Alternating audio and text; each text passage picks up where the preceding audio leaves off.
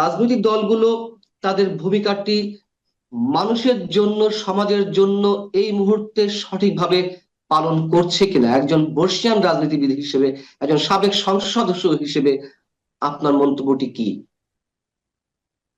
আপনাকে অসংখ্য ধন্যবাদ। আপনি আমাকে যে প্রশ্নটি করেছেন তার আগে আমি জনগণকে সালাম দিচ্ছি, আসসালামু আলাইকুম। এখানে রাজনৈতিক দল আমার মতো করে বলবো না, রাজনৈতিক দলের যে সংজ্ঞা আছে পলিটিক্যাল সায়েন্সে, সেই সংজ্ঞা অনুযায়ী একটা দেশের একটা বিপর্যস্ত অবস্থায় অথবা বিপদগ্রস্ত অবস্থায় একটা রাজনৈতিক দল যে ভূমিকা পালন করা দরকার, সেই ভূমিকা পালন করার মতো কোন ধরনের যোগ্যতা, ইচ্ছা আমি রাজনৈতিক দলগুলোর মধ্যে দেখছি না।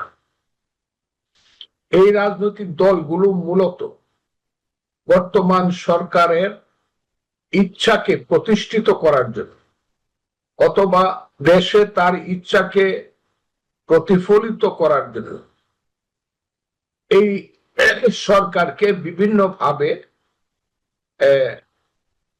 সহযোগিতা করছে। অথচ এই সরকার এই রাজনৈতিক দলগুলোকে মনে করছে তারা হলো তাদের সাইকোফ্যান।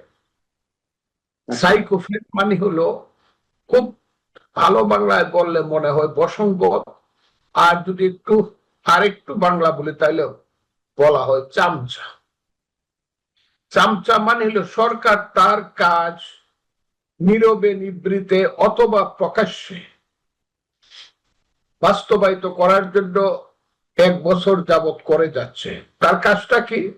তার কাজটা হলো জাতীয় এবং আন্তর্জাতিক ভাবে যাদের সহযোগিতায় তারা ক্ষমতা এসেছে, বিশেষ করে জনাব অধ্যাপক মোহাম্মদ ইউনূস সাহেব যে শর্তে আন্তর্জাতিক শক্তির ক্রিয়ানক হিসাবে কাজ করার জন্য ক্ষমতা এসেছেন, সেই কাজ কিন্তু তিনি সঠিকভাবেই করে যাচ্ছেন। রাজনৈতিক দলগুলো হয়ে গেছে এখানে সুম্মুন বুকমুন উমিউন ফাহিউম লায়ারজিউন। তারা চোখ থাকতে দেখে না, কান থাকতে শুনে না, মন থাকতে বুঝে না, এইরকম একটা ভাব শুধু আছে যে আমাদেরকে একটু যদি খালি ডাক দেয়, না আসো আসো, এমনি দৌড়ায় গিয়া তার উপরে পড়বো এবং তার মতো করে আমরা শেষ পর্যন্ত কথা বলবো। যদি কোনো কথা ইউনূস সাহেব না শুনতে চায়, তাদেরকে মনে কষ্ট দেয়, তখন বাইরে আইসা কিছু সমালোচনা করব, সমালোচনা করার পরে আবার ডাকবে, আসো আসো, তোমাদের জন্য আমি সিন্নি সালাত রাখছি, আইসা বৈশাখ কথাবার্তা বলে দাও। এবং সবচেয়ে দুর্ভাগ্যজনক হলো এইখানে যে দলটি মূল একমাত্র দল মানুষের কাছে, মানুষ যে দলটির প্রতি আশা করে আছে, সেই দলটির নাম হলো বিএনপি বা বাংলাদেশ জাতীয়তাবাদী দল। সেই দলটি এখন আমার মতে খুব সঠিক ভূমিকা পালন করছে বলে আমি মনে করি না। কেন মনে করি না? সেই দলটির মধ্যে ডাক দেওয়ার সঙ্গে সঙ্গে দৌড়ায় মহাসচিব থেকে ধরে স্থায়ী কমিটির সদস্যরা গিয়া বসে, কাদের সঙ্গে? যাদের এখন পর্যন্ত রেজিস্ট্রেশন হয়নি। এইসব শিশু বাচ্চারা 500 মিললে ফজলুর রহমানের মতো একজনের ভোট পাবে না। 500। আমি আল্লাহর রহমতে যে ভোটটা আমার এলাকাতে পাবো, এরা 500 মিললে এই ভোটটা, কারণ 500 মিললে এরা 5 লাখ ভোট পাইতে পারে, 2000 করে পায়, 1000 করে পাবেন। এরা মেম্বারের ভোট, এদের সাথে গিয়া বসে একবার বলতে পারে না আমার দলটা যে ঠিক আছে আপনি যদি কথা বলেন আমরা যাব, কিন্তু আপনি আমাদের সঙ্গে এককভাবে কথা বলবেন। আমরা এই বাছুরদের পাশে রাখা এবং আমার বাছুরদের মাথার উপরে রাখা যারা কথায় কথায় আমাদের কথার প্রতিবাদ করবে এবং বেয়াদবি বেতবিজি করবে, তাদের সঙ্গে আমরা বসবো। এই কথাটা বলার মতো কারেজ আমার দলের আছে কিনা এটা আমি জানি না। এবং আমার দল এই কাজটা করে, যে ইউনূস সাহেব ডাক দিলেই যায়, কে এদের সাথে বসে, যারা 4 দিন আগে স্লোগান দেয় 1 2 3 4, যারা 3 দিন আগে স্লোগান দেয় গাছের ডালে কাওয়া তারেক রহমান অমুক, যারা স্লোগান দেয় আমার ভাইয়ের রক্তে লাল, তারেক রহমান ও মুখের আল, এইগুলা যারা স্লোগান দেয়, তাদের যারা নোয়াখালীতে, চিটাগাঙ্গে, কক্সবাজারে মিটিং করিয়া বিশ্রী কুশ্রী স্লোগান দেয় আমাদের নেতা নেত্রীদের নামে, শহীদ জিয়াউর রহমানের ছবি যারা পদদলিত করে, তারেক রহমান খালেদের ছবি, তাদের সাথে দেখে গিয়া বসে বসে হাসা হাসা কথা কয়। এর নাম যদি রাজনীতি হয়, এই রাজনীতি আমি করি না। যারা মনে করছে প্রত্যেক দেশে একটা প্রিন্সিপাল কন্ট্রাডিকশন থাকে, যে দেশে সংগ্রাম হয়, যুদ্ধ হয়, প্রিন্সিপাল কন্ট্রাডিকশন।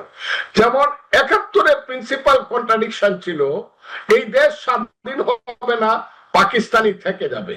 মুক্তিযুদ্ধ সফল হবে, সঠিক আছে, সফল হবে না মুক্তিযুদ্ধ পরাজিত। This was the contradiction, principal contradiction. আমার দল এখন মনে করতেছে কিনা আমি জানি না, যে ইলেকশন হবে কি হবে না, এটা হলো প্রিন্সিপাল কন্ট্রাডিকশন।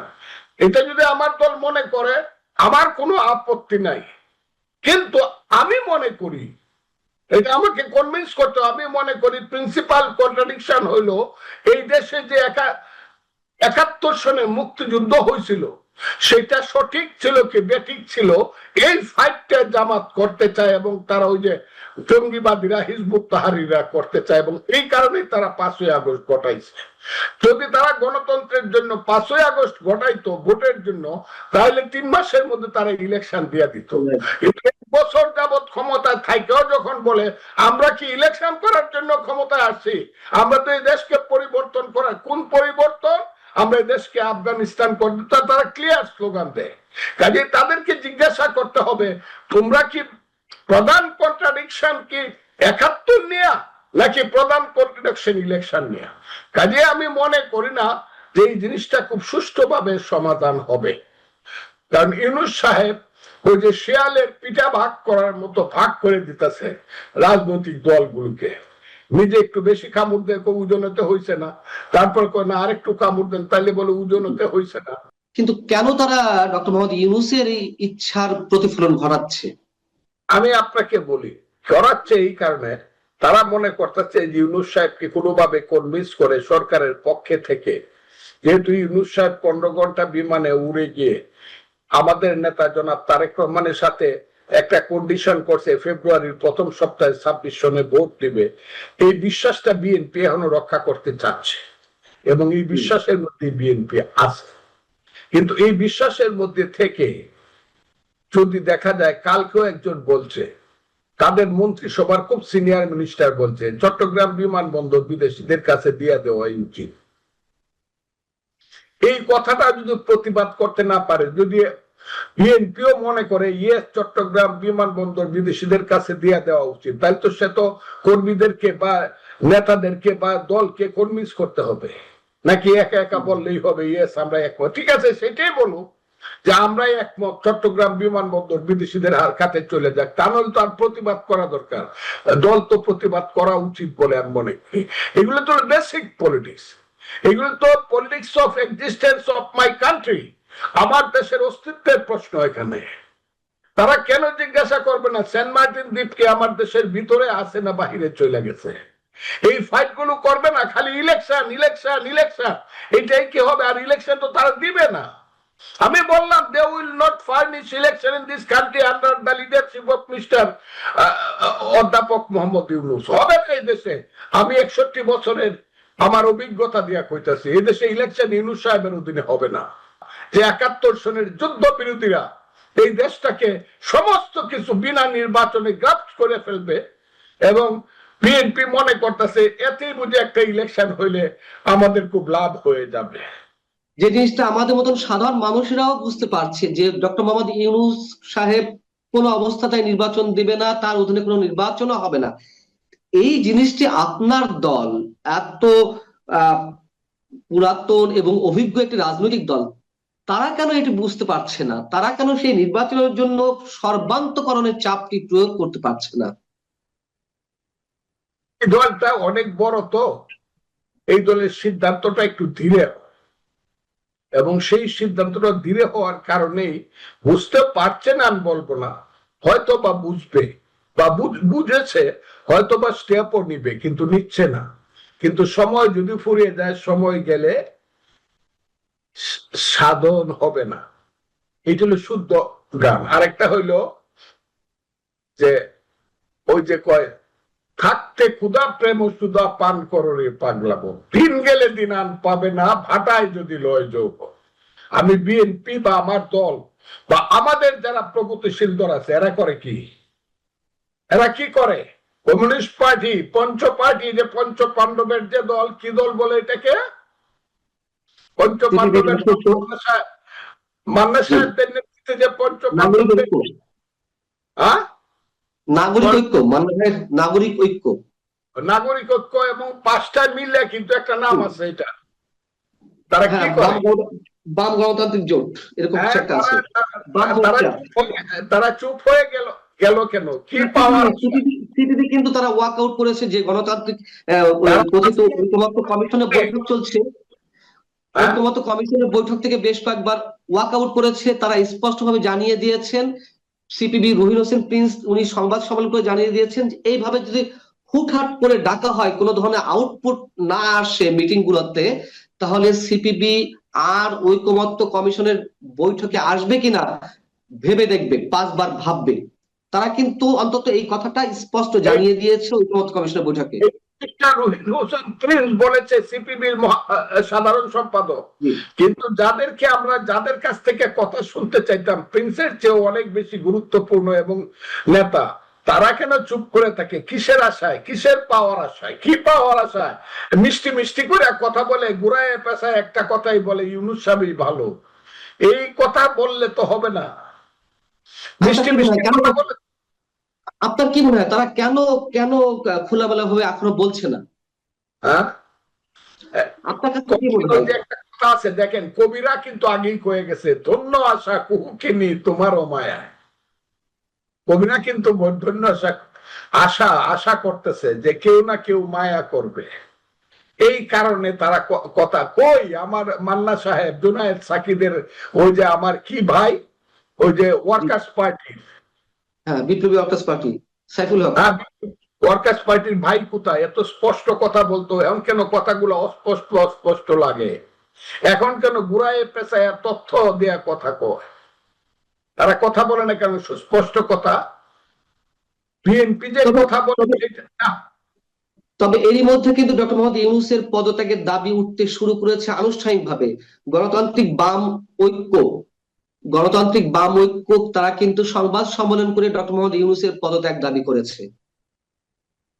দাবি করছে তো পদত্যাগের জন্য রাস্তায় নামা। ইউনূস সাহেব এই দেশকে ধ্বংস করে দিবে, এই দেশের মন্ত্রিত্বে।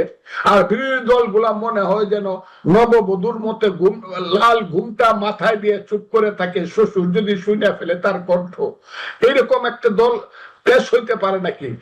এখন বলবে এখন ইলেকশন দিবেন, ইলেকশন দিয়ে আপনি যান, আমরা রাজনীতিবিদরা দেখবো দেশ কি করা যায়। দেশটা রাজনীতিবিদরা চালাবে, ভালো অথবা মন্দ, চেষ্টা চালাবে রাজনীতিবিদরা। ওইরা না, এনজিওর কর্মীরা না। এগুলা বলতে চাই না, আমি অনেক বলছি এগুলা। ওই যে হাসি হাসি কথা বলে রাজাকার আলবদরের মেয়ে ছেলেরা, এগুলো ভালো লাগে না, ভালো লাগে না। এখানে এমন লোকও আছে খুব গুরুত্বপূর্ণ, যে 8 সনে ইলেকশন করে 320 ভোট পাইছে। ওই ঢাকারই মুন্সিগঞ্জের একটা সিট থেকে অনলি 320টা ভোট পাইছে পার্লামেন্ট ইলেকশন করিয়া। এরা এখন বিশ্ববিখ্যাত নেতা এই সরকারের। মেম্বারই পাস করতে পারবো না, সে বলে 300 সিট পাইবো এনসিপি। এইসব কথা শোনার জন্য এখানে বসে আছি নাকি? হ্যাঁ, এইসব কিন্তু শোনার জন্য যুদ্ধ করছিলাম। এসব ফালতু ফাত্রা ছেলেদের কথা শোনার জন্য, চক্রান্তকারীদের কথা শোনার জন্য, এইসব রাজাকার আলবদরের পার্টি জামাতদের এই দেশটাকে গ্রাস করার জন্য যুদ্ধ করছিলাম নাকি? আর বিএনপি চুপচাপ চুপচাপ কথা বলে একটা ইলেকশন দেন, একটা ইলেকশন দেন, দেখি তো ইলেকশনটা দেয় কিনা। দিলে 100 বার সালাম করবো বিএনপি নেতাদেরকে। যে দিন ইলেকশন দেওয়ার কথা, ফেব্রুয়ারি মাসের প্রথম সপ্তাহে যদি ইলেকশন দেয়, বিএনপি আমার সিনিয়র নেতাদেরকে গিয়ে 100 বার সালাম করবো, মানে 100 বার।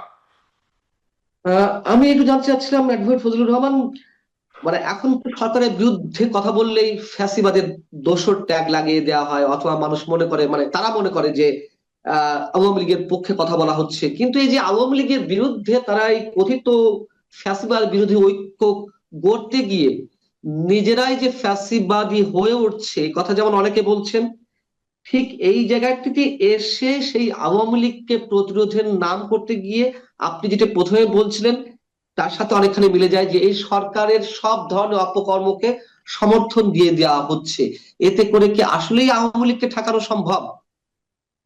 আমি আপনাকে একটু ক্লিয়ার বলি, আজকে প্রথম আলোটা দেখেন, দেখবেন একটা সাক্ষাৎকারে আমাদের মহাসচিব জনাব মির্জা ফখরুল ইসলাম আলমগীর বলছে দেশে দক্ষিণপন্থী রাজনীতির উত্থান ঘটেছে। আপনি দেখে থাকেন, আমি যদি জনাব ফখরুল ইসলাম আলমগীরকে জিজ্ঞাসা করি, আপনি তো এক সময় বামপন্থী রাজনীতি করতেন, আমার দলের নেতা, আমার নেতা, বয়সে আমার চেয়ে উনি 1 বছরের বড়, অনলি 1 বছরের বড়। উনি 63 সনে এসএসসি করতেন, আমি 64 সনে করছি। সেই ফখরুল ইসলাম আলমগীর সাহেব আমার নেতাকে আমি জিজ্ঞাসা, দক্ষিণপন্থী রাজনীতির উত্থান ঘটলো কেন?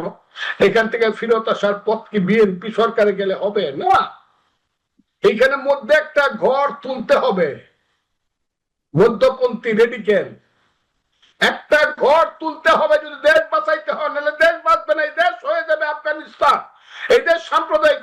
এইখানে আওয়ামী লীগ আসবে না, হাসিনাদের পলিটিক্স এই দেশে। আমি বলছি 10 বছরের মধ্যে আওয়ামী লীগের লেখতে 10 বছর লাগবে। ওই সব চোর চোরটা সালমান রহমানদের যে রাজনীতি, হাইব্রিডদের চলবে না, কিন্তু জাতীয়তাবাদী রাজনীতি। কোন জাতীয়তাবাদী রাজনীতি? এখানে বাংলাদেশি জাতীয়তাবাদের পক্ষে আছে বিএনপি, ইসলামী রাজনীতির পক্ষে আছে জামাত সহ দলগুলো, কমিউনিস্ট বামের পক্ষে আছে কমিউনিস্ট পার্টির দলগুলো বা বাসদ সহ এরা। বাঙালি জাতীয়তাবাদের একটা পার্টি লাগবে না? যদি না হয় তাহলে তো দক্ষিণপন্থী উত্থান হবে, এবং এখানে বাঙালি জাতীয়তাবাদী রাজনীতির একটা ঘর ঘর এখানে হইতে হবে। Not Hasina, not Awami League. এটা যারা বলে আমি নো, তা না হলে এই দেশ জামাত নিয়ে, এই দেশ সাম্প্রদায়িক শক্তি নিয়ে যাবে। ওই যে ওইটাকে সবাই মিলে ওইটা বাদ দাও, ওইটা বাদ দাও না, বাঙালি জাতীয়তাবাদী শক্তি একটা রাজনীতি হতে হবে, যে রাজনীতির স্লোগান হবে তোমার আমার ঠিকানা পদ্মা মেঘনা চোখ, তুমি কে আমি কে বাঙালি। এই স্লোগানটা থাকতে হবে এই দেশে। যদি জোর করে আটকানো হয় তাহলে এই দেশ সাম্প্রদায়িক শক্তির হাতে চলে যাবে। এটা বিএনপি যদি মনে করে আমরা থাকলে থাকবো, না হলে জাগা রাজাকাররা, তাইলে আমার কোনো কথা নাই। কিন্তু যদি মনে করে আমরা থাকবো আর আমরা না থাকলে আরেকটা জাতীয়তাবাদী শক্তি, ভালো শক্তি নয়, হাসিনার আন্ডারে 15 বছরের যে শক্তি, সেটা আমি বলছি না, একটা ভালো শক্তি থাকবে, তাহলে বাঙালি জাতীয়তাবাদী রাজনীতি যার স্লোগান হবে তোমার আমার ঠিকানা পদ্মা মেঘনা যমুনা, তুমি কে আমি কে বাঙালি, বাঙালি স্লোগানটা থাকবে। না হলে এখন দক্ষিণপন্থী রাজনীতির উত্থান ঘটবেই জনাব ফখরুল ইসলাম আলমগীর। ধরে নিতে পারি যে আওয়ামী লীগ ঠেকানোর নামে প্রকারান্তরে সাম্প্রদায়িক শক্তির উত্থানই ঘটছে। যারা বলতেছে যে আওয়ামী লীগ যাতে কোনোদিনই না আসতে পারে, ঠিক আছে, কিন্তু অন্য কোনো কিছু হইতে পারবে না, তাইলে তাইলে আসবে রাজাকাররা, এই কথাটা বলে দিলাম। এবং বিএনপিতে যারা ওই যে কথা বলে না, যারা মুক্তিযোদ্ধা আছে, বীরুত্তম বীর বিক্রমরা, এদেরকে বলবো এই তোরা তওবা কর, কেন তোরা অস্ত্র নিয়ে যুদ্ধ করছিলি। এই দিনটা কিন্তু আসবে, আমি বলে দিলাম, এবং আসতেছে। যদি এখানে রাজনীতিতে বাঙালি জাতীয়তাবাদী শক্তি, আমি আবারও বলছি, no Hasina, no hybrid, no স্বৈরাচার, নো ফ্যাসিস্ট, কিন্তু ভালো মানুষের যদি রাজনীতি না থাকে তাইলে এই দেশে এসছে। কিন্তু রাজনীতি দেশে আসবে, প্রগতিশীল গণতান্ত্রিক রেডিক্যাল মুক্তিযুদ্ধের পলিটিক্স এই দেশে আসবে। এই দেশে মুক্তিযুদ্ধের পলিটিক্স না আসলে এই দেশে 30 লক্ষ লোকের রক্ত বৃথা যাবে। এই দেশ বাঙালি জাতি বেঈমান হিসেবে ইতিহাসে প্রতিষ্ঠিত হবে। মুক্তিযুদ্ধের রাজনীতি আসবে, আমি কয়ে দিলাম কথাটা আপনাকে। আমাকে বাইরে ফেলতে পারে, এখনো বাইরে হলে গুলি করে মারে ফেলতে পারে, কিন্তু মুক্তিযুদ্ধের রাজনীতি কিন্তু আসবে, আমি কয়ে গেলাম কথাটা। সেই রাজনীতি খুব দ্রুত আসবে, সময়ের বাইরে কোনো কিছুই হয় না, সময়ের ভিতরেই আসবে। সেই রাজনীতি আসবে, কারণ আমি আশাবাদী শুধু না, আমি অভিজ্ঞ মানুষ, 61 বছর যাবত রাজনীতি করি, যেটা বাংলাদেশে এখন আর কেউ নাই। 2-3 জন যারা আছে, কেউ মরে গেছে আর কেউ জেলে আছে। আমার চেয়ে বেশি রাজনীতি করা মানুষ, 61 বছর রাজনীতি করা মানুষ বাংলাদেশে, আমরা direct politics. It's a continuous process of politics in my life. একদিনের জন্য রেস্ট নেই না, 61 বছর পলিটিক্স করছি। কাজে আমি বললাম পলিটিক্স আসবে, এবং সেটা মুক্তিযুদ্ধের পলিটিক্স। একটা পলিটিক্স থাকবে, সেটা হইলো ইসলামের নামে যদি তারা মডার্ন পলিটিক্স করে, তারা যদি রিয়েল পলিটিক্স করে, সেই পলিটিক্সটাও থাকবে। আর যদি সাম্প্রদায়িক পলিটিক্স করে, তাইলে এই দেশ সারা জীবন গন্ডগোল থাকবে। আর যারা নদীর উত্তর পারে গেলে কয় মুক্তিযুদ্ধ, আর দক্ষিণ পারে গেলে কয় ইসলাম, এদের পলিটিক্স থাকবে না। অ্যাডভোকেট ফজলুর রহমানের চোখের পানির কাছে আমাদের নিশ্চয় আর কিছু বলার থাকে না।